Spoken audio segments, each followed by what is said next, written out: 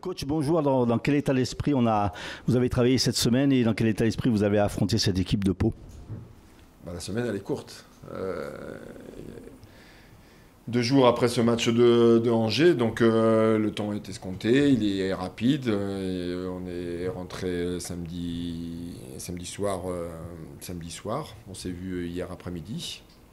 On se revoit aujourd'hui, donc ça va très très vite. En fait, l'objectif, c'est de basculer rapidement. On va pas, en 2 jours de temps, on n'a pas le temps de revenir sur ce qui s'est passé à Angers, ce qu'on a fait de bien ou pas bien. En fait, c'est se focaliser sur le match de Pau qui reste le plus important, voilà, et qui est très important, bien sûr. On a l'impression que malgré tout, cette équipe, mentalement, elle a pris un petit coup, parce qu'après le premier but à Angers, elle a aussi un peu flanché. Les remplaçants ont apporté quelque chose, et encore une fois, c'est un but sur coup de pied arrêté qui vient malheureusement ternir le match de ce Sporting. Les coups de pied arrêtés, c'est quelque chose que vous avez peut-être essayé de travailler sur le peu de temps que vous aviez? Le travailler sur le peu de temps, c'est difficile. Maintenant, ils savent, il y a des stats qui parlent pour elles. On n'est pas performant sur les situations arrêtées aujourd'hui. On avait fait une entame de match, un début de match correct et très correct à Angers. Après, on n'a pas été au bout des choses sur l'aspect offensif. Et puis, dans ce type de match, en fait, c'est surtout les situations arrêtées qui font que ça se débloque.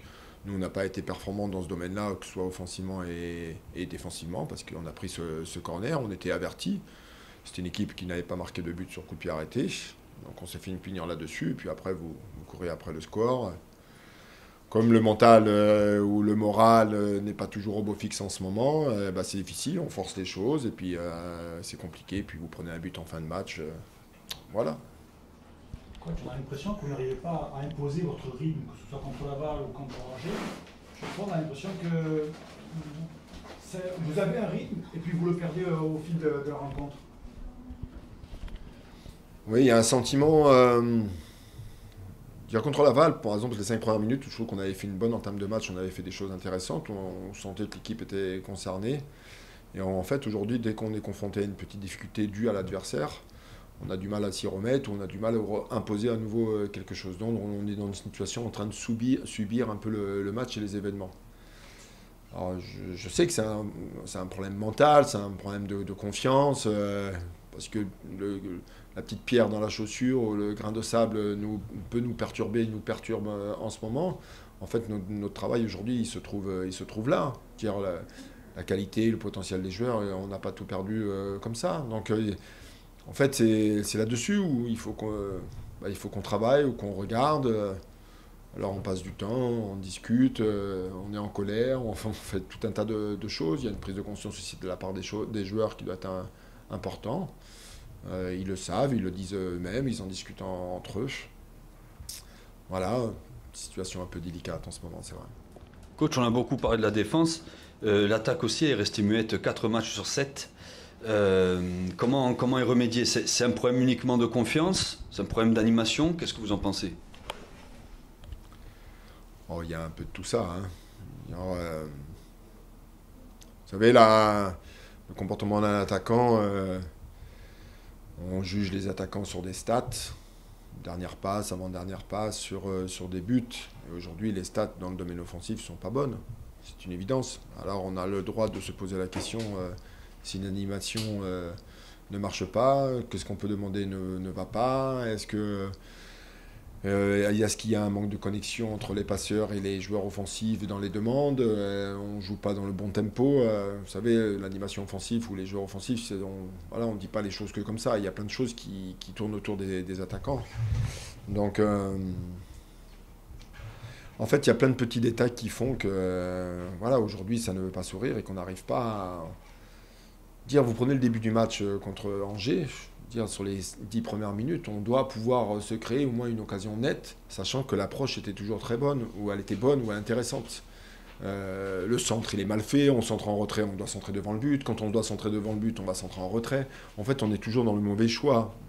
Alors, est-ce que c'est la prise de décision ou c'est la situation de jeu qui font prendre cette décision? Mais en fait, on ne va pas au bout des choses. Et je pense qu'il faudrait, sur les attaquants, qu'ils aillent au bout des choses, même s'il y a du déchet. Et aujourd'hui, on n'a même pas du déchet parce qu'on ne va pas au bout des choses. Pour revenir sur le secteur défensif, Romaric Capi est suspendu, Issar Dramé semble blessé, Anthony Roncal il n'était pas dans le groupe la dernière fois, semble-t-il qu'il y avait un petit souci musculaire, Ludi Wankeu il n'a été appelé qu'une fois depuis le début de la saison. Est-ce que ça veut dire qu'il va y avoir de gros changements en défense demain, peut-être un passage à 4 ?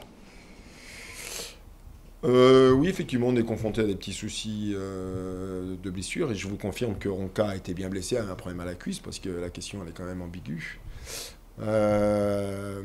Oui, on a des joueurs qui ont des petits pépins sur l'aspect défensif. Mais encore une fois, on a joué avec ce système. Je dois faire encore le point cet après-midi avec certains d'entre eux, puisqu'on est rentré et ça fait très très tôt. Donc voilà, on verra bien demain et vous verrez bien demain. Petit rebond sur Ludi Wangeo, qu'est-ce qui se passe avec ce joueur ? Il est arrivé au Mercato et on a vu qu'il a été convoqué qu'une seule fois dans le groupe pro depuis le début. Il s'y passe que,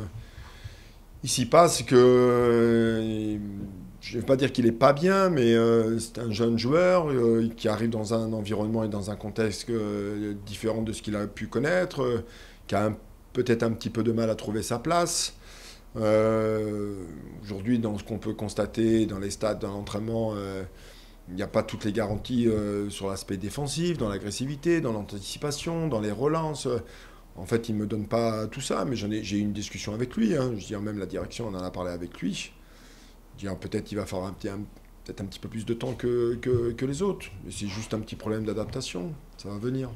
Vous parliez tout à l'heure des blessures. Est-ce qu'il y a déjà des joueurs d'ores et déjà qui vont être absents pour cette rencontre ? Là, Romaric qui va purger son match de suspension. On va retrouver Johnny Placide qui a fini ses matchs de suspension. Après, on a des incertitudes sur des petits bobos. Ils étaient en soins ce matin. On va faire la séance de cet après-midi pour voir s'ils peuvent réagir à ce qu'on va leur proposer cet après-midi. Voilà, c'est surtout la suspension et le retour de Johnny, où là on est certain des choses. Concernant le reste, on est incertain, il y a des incertitudes. Alors on parlait de leader, il y a le retour de Johnny Placide qui est un leader. Qu'est-ce que vous attendez de plus de vos autres leaders, ceux qui étaient sur le terrain ces derniers matchs et qui, pour certains, ont été un peu dedans ? Oui, leader.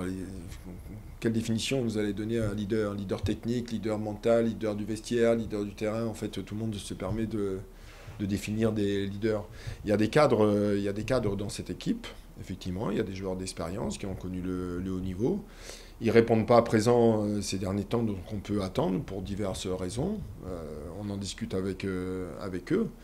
Ils en sont conscients, ils savent qu'ils doivent faire plus. Voilà, maintenant on attend de leur part qu'ils fassent ce qu'on leur demande et ce qu'on attend. Et la raison pour laquelle on les a pris aussi pour ça. Concernant cette équipe de Pau, évidemment, vous en méfiez, vous l'avez étudié. De quoi il va falloir s'attendre à un bloc bas ?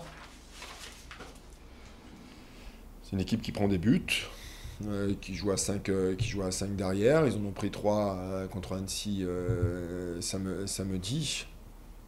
On s'attend à ça. Je veux dire, une équipe qui va vouloir nous contrer. Je ne vais pas dire qu'on va rencontrer le même type de match contre Laval, mais il est probable. On n'aime pas trop ça parce qu'il faut être patient, il faut attendre le bon moment, il ne faut pas se faire contrer. En fait, la lecture de ce match, elle est toujours un peu délicate. Et il ne faut pas qu'on fasse d'erreurs sur l'aspect technique, il ne faut pas qu'on se trompe dans les choix, sinon on peut se faire punir. On sait très bien aussi que les situations arrêtées vont avoir leur importance aussi dans ce type de match-là. Donc on l'a vécu il y a 10 jours contre Laval. J'espère que ça va nous servir de leçon parce qu'on pense qu'on va être confronté à ce même type d'adversaire. Vous parlez de patience, justement, est-ce que c'est pas un peu ce que vous reprochez à votre équipe quand elle est en phase offensive ? Il n'est pas assez préparé peut-être ? En fait, on est entre les deux. Ce que je peux leur reprocher aujourd'hui dans les phases de préparation, c'est qu'on n'est pas suffisamment juste dans la préparation. Et parfois, chose qui était notre qualité la saison dernière, on avait beaucoup de vitesse et on proposait toujours quelque chose, alors qu'il y avait du déchet. Mais en fait, ce déchet amenait de l'incertitude chez l'adversaire ou une inquiétude. Et en fait, aujourd'hui, on n'a plus ça. Notre jeu est un peu trop lisible par rapport à l'adversaire. Donc entre la patience, la qualité technique et de prendre le risque d'aller vite parfois, il faut qu'on retrouve aussi un peu tout ça. Ça vous va ? Merci beaucoup. Merci. J'ai juste une question pour Villas Stella. Je sais que c'est pas le jour et que c'est pas le moment, Mais pour le derby, la semaine prochaine, c'est quand même une rencontre qui est très attendue, qui risque de se faire sans supporters. Pour les joueurs, qu'est-ce que ça veut dire pour eux, une rencontre sans les supporters de Bastia quand même pour un derby? Vous savez, que ce soit le derby ou dans le foot en général, hein, je veux dire, il y a des clubs où la présence des supporters est hyper importante, et c'est le cas du Sporting. Nos supporters font partie du label du club, et de ne pas jouer sans leur présence, c'est dommageable. En fait, on ne comprend pas toujours.